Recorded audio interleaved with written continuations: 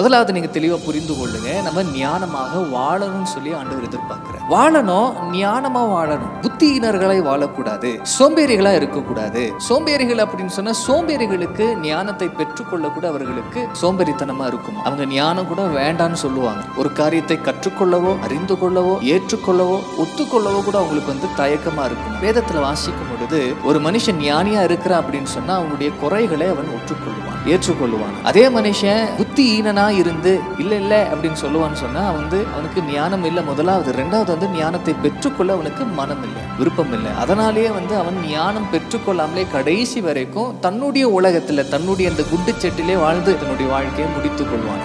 ஞானமாய் நீங்கள் வாழ வேண்டும் என்று சொல்லி ஆண்டவர் விரும்புகிறார்.